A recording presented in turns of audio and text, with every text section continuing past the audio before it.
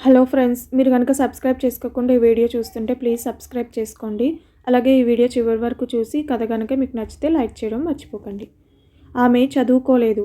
చదువు ఎలా ఉంటుంది, చదువుకుంటే ఎలా ఉంటుంది అనే విషయం ఆ కోమలమైన మనసులో ఎవరూ నాటలేదు. ఆమెకున్న పరిస్థితులు కూడా ఆమెను చదువుకోనివ్వలేదు. ఒక చిన్న పల్లెలో అమాయకపు ఆడపిల్ల పొలం పనులు చేస్తూ పెద్దదయింది. డబ్బున్న వాళ్ళు ఎలా ఉంటారో, సుఖం అంటే ఏమిటో ఇవేమీ తెలియదు ఆమెకి. డబ్బు విలువ తెలియడానికి ఆమె చేతికి ఎవరైనా డబ్బులిస్తే కదా.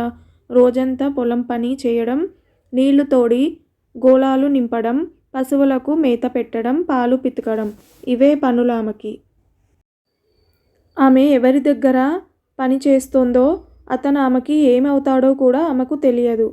పల్లె ప్రజలు ఆమె చిన్నప్పుడు ఉప్పెన వచ్చి ఆమె తల్లిదండ్రి కొట్టుకుపోయారని, ఈమెను ఈ వ్యక్తి కాపాడి తీసుకువచ్చాడని చెప్పుకుంటూ ఉంటే వినడమే. అతను ఆమె తండ్రి వయసువాడు. కానీ ఆమె ఎదిగే కొద్దీ అతని చూపులు ఆమె దుస్తులలోంచి కూడా గుచ్చుకున్నట్లు అనిపించేది ఆమెకు. ఆమె వయస్కురాలు అవ్వగానే అతను ఆమెని గుడికి తీసుకెళ్లి పెళ్ళి ఆమె మెడలో పసుపు తాడు కట్టేశాడు. అదే పసుపు తాడు ఆమెకు పలుపు తాడు అయింది. అప్పుడు పెట్టాడు ఆమెకు లక్ష్మి అని పేరు. గుళ్ళో పంతులు గారితో చెప్తుంటే విన్నదామె. అంతవరకు ఆమె పేరు ఏమే ఒసేయ్ మాత్రమే. పెళ్ళి అయింది తమకని ఊర్లో అందరికీ చెప్పాడు. విందు భోజనం కాదు కదా, పప్పన్నం కూడా ఎవరికీ పెట్టలేదు. పెళ్ళి అయిన రోజు నుంచి ఆమె శరీరం మీద కూడా అతనికి అధికారం లభించింది. భార్య అనే హోదా కల్పించినందుకు భర్త చేసే అత్యాచారాన్ని కూడా మౌనంగా భరించడం నేర్చుకుంది ఆమె. భరించలేక బయటకు వెళితే పులులు తోడేళ్ళు ఉంటాయని లోకుల మాటల్ని బట్టి అర్థమైంది ఆమెకు. సర్దుకుపోవడం అలవాటు అయిన ఆమె ఈ విషయంలో కూడా సర్దుకుపోవడం నేర్చుకుంది. శరీరం హూనమైనప్పుడు మాత్రం కన్నీళ్లు సర్దుకునేవి కావు, బయటకు వచ్చేసేవి. ఈ బాధలు భరిస్తూనే ఆమె మాల మోహన్లకి తల్లి అయింది. మాల పుట్టిన 3 ఏళ్లకు మోహన్ పుట్టాడు. పిల్లల తల్లి అయ్యేసరికి లక్ష్మికి మంచి చెడ్డ తెలిసింది. బయటి ప్రపంచంలో ముత్తైదువుగా, పిల్లల తల్లిగా గౌరవం దొరికింది. పిల్లల ఎదురుగా భర్త తనని గొడ్డుని బాదినట్లు బాదుతుంటే ఈ గౌరవం ఇంట్లో ఉండదా? లేక గౌరవం అనే పదానికి అర్థం భర్తకు తెలియదా? రాత్రి తాగి తూలుతూ ఇంటికి వచ్చిన భర్త చీకట్లో కొట్టిన దెబ్బల గుర్తులు పగటి వెలుగులో కనిపించి ఆమెనింకా భయపెట్టేవి. కొన్ని సంవత్సరాలు అలాగే గడిచిపోయాయి. మాలకి 10 ఏళ్లు నిండాయి. ఆమె తన తండ్రిని చూస్తే భయపడిపోయేది. కానీ తల్లిని అమితంగా ప్రేమించేది. ఆమె రోజూ తమ్ముడితో కలిసి బడికి వెళ్ళేది. బడిలో జరిగిన విషయాలన్నీ అమ్మకు చెప్తూ ఉండేది. ఒకరోజు అమ్మకి కూర తిరిగి ఇస్తూ తల్లితో ఇలా చెప్పింది. అమ్మా, అత్యాచారం చేయడం మాత్రమే నేరం కాదు, దాన్ని సహించడం కూడా నేరమే అని మా టీచర్ చెప్పింది. ఈ మాటలు పుస్తకాల వరకేనా? ఈ మాటే ఆమె తన తల్లితో పదే పదే అంటుండేది. నువ్వెందుకు అన్నీ భరిస్తున్నావు? నీ బాధను నాన్నకు తెలిసేలా చెప్పు అనేది. తల్లి మౌనమే ఆమెకి సమాధానం అయ్యేది. అమ్మా, ఏదో ఒకటి చెప్పు, ఎంతకాలం ఇలా భరిస్తావు అని మాల మళ్ళీ మళ్ళీ అడిగేది. లక్ష్మి ఆమెకి ఏమి చెప్పగలదు? దౌర్జన్యం చేయడం తప్పే కానీ తిరిగి తాను ఏమీ చేయగలదు. ఇప్పుడు పిల్లలు కూడా ఎదుగుతున్నారు. ఈ ఇంట్లో ఇలా సర్దుకుపోతూ బతకాలనే తనకు రాసిపెట్టి ఉందేమో. ఇంకో దారేది కనబడ్డం లేదే అనుకుంటూ ఉండేది లోలోపల. మాల మోహన్ తండ్రి ప్రేమకు పెద్దగా నోచుకోలేదు. ఏదో పుట్టారు కాబట్టి కూడు గుడ్డ ఇవ్వాలి అన్నట్లు చూసేవాడు తండ్రి. తల్లి ఎప్పుడూ ఏదో పని చేస్తూనే ఉండేది. వేళకు తిండి పెట్టేది. నిద్రపుచ్చేటప్పుడు తల్లి స్పర్శ వారికి హాయినిచ్చేది. అంతే. ఈ లోపు తండ్రి రాక్షసుల్లా తాగివచ్చి అమ్మని తన్నడం వాళ్లకు తెలిసినా గట్టిగా కళ్ళు మూసుకొని పడుకుండిపోయేవారు. ఎదురు తిరిగే వయసు కాదు వారిది. ఎప్పుడైనా తండ్రి పెందరాడే ఇంటికి వస్తే పిల్లలు తండ్రి ఎదురుపడకుండా దాక్కునేవారు. తమ తల్లి కూడా తండ్రిని చూస్తే భయంతో గబాలున లేచి నించునేది. అలా మొద్దులా నిలబడకపోతే తినడానికేమైనా తీసుకురా అని ఆజ్ఞాపించి బట్టలు మార్చుకొని లుంగీ బనీన్ వేసుకొని వచ్చేవాడు. ఆమె తెచ్చినవి తిని పడుకునేవాడు. మరలా వంట అయ్యాక తాను ఎప్పుడు లేస్తే అప్పుడు అతనికి పెట్టి తాను తిని పడుకునేది లక్ష్మి. ఒక్కోసారి ఇంటికి వస్తూనే పోయి ఈ దరిద్రాన్ని తగిలించుకున్నాను నేను. దీనితో పాటు ఈ గుంట వెధవలు కూడా తయారయ్యారు. సంపాదించేది ఒక్కడు, తేరగా తినేది ముగ్గురు. నువ్వు ఇదివరకట్లా పొలంలో పని చేయడానికి రావచ్చు కదా. పోతులా తిని కూర్చోకపోతే. పైకెళ్ళి సంపాదిస్తే తెలుస్తుంది డబ్బు విలువ అనేవాడు. ఆ మాటలు వింటే తల్లి పిల్లలకి చాలా బాధగా ఉండేది. లక్ష్మికి ఇలాంటి విషపు మాటలు వినడం అలవాటైపోయింది. చిన్నప్పటి నుంచి పెళ్ళయ్యాక ఈ మాటలు ఎక్కువైపోయాయి. అంతే. కొత్త పెళ్ళికూతురని 16 రోజుల పండగ వరకు కూడా కూర్చోపెట్టలేదు తనని. పెళ్ళిదారి పెళ్ళిదే, పనిదారి పనిదే. ఎప్పుడూ సరిగా తయారవ్వడం కూడా ఎరగదతను. వంటిల్లు గొడ్లపాక తప్ప వేరే ప్రపంచం లేదు తనకి. ఇదిగో ఇప్పుడు ఈ పిల్లలు అనుకునేది. ఒకరోజు అతను తాగి వచ్చి లక్ష్మిని కొట్టిన దెబ్బలకు లక్ష్మికి తెల్లారేసరికి జ్వరం వచ్చేసింది. మంచం మీద నుంచి బలవంతంగా లేద్దామన్నా శరీరం సహకరించలేదు. తల్లి మూలగడం చూసి మాల తట్టుకోలేకపోయింది. తల్లి దగ్గరికి వచ్చి ఇలా అంది.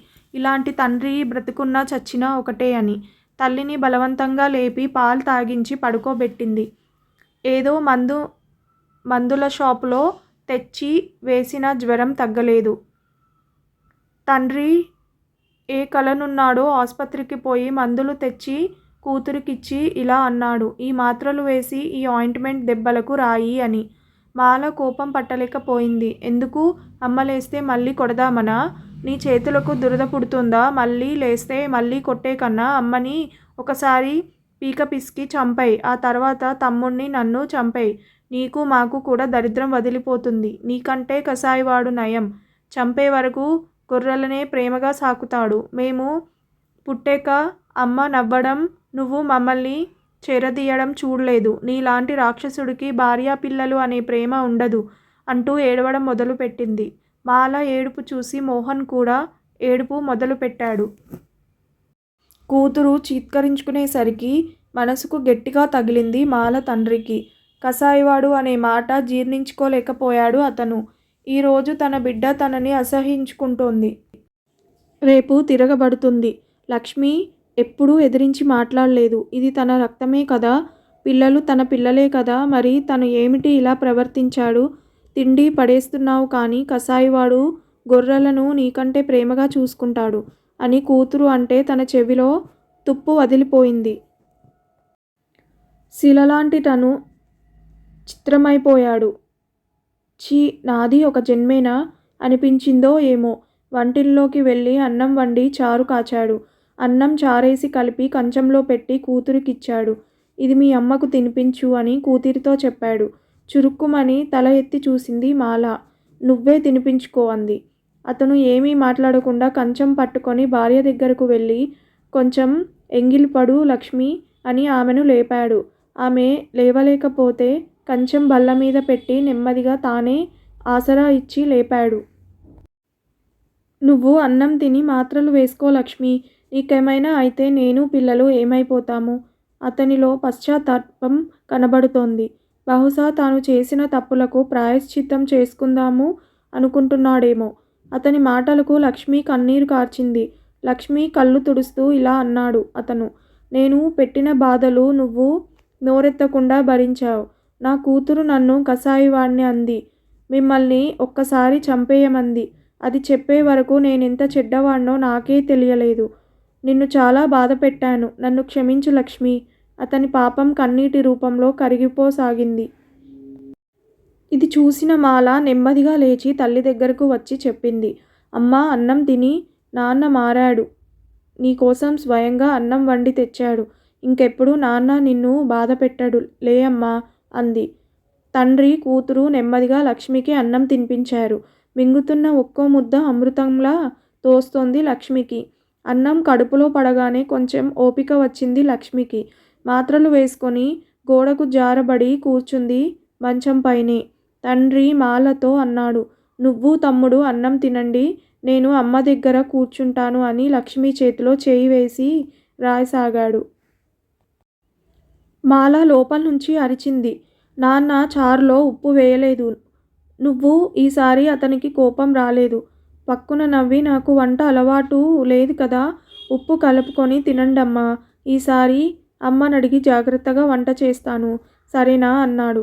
ఆ మాటలకు లక్ష్మి పక్కున నవ్వింది. నీరసంలో కూడా ఆమె నవ్వుతుంటే అందంగా కనిపించింది మాల తండ్రికి.